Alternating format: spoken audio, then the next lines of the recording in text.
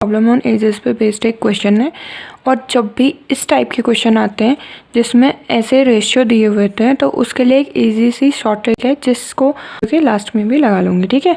तो वो short trick क्या है मैं वो बताती हूँ। जब भी इस तरीके के क्वेश्चन होंगे उसी ट्रिक से आराम से हो सकते हैं।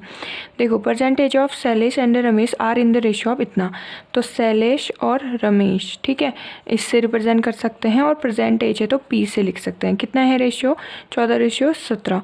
6 ईयर्स फ्रॉम नाउ, यानी कि आज से 6 ईयर बाद जो एज है, there edges will be in the ratio of 17:20। तो इस तरीके से लिख लिया।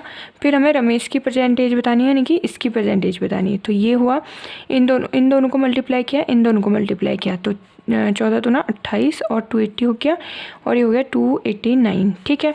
अब x इज इक्वल टू क्या होता है? इन दोनों का डिफरेंस, यानी कि जो इसमें है, ठीक है, इन दोनों का डिफरेंस जो सेकेंड रेशियो है उन दोनों का। तो कितना आया इन दोनों का डिफरेंस? आया इनटू टाइम का डिफरेंस। टाइम कितना है प्रेजेंट से 6 तक, यानी कि 6 साल हुए हैं, अपॉन इन दोनों का डिफरेंस, ठीक है, जो रिजल्ट का डिफरेंस है। तो ये कितना है? 9 है।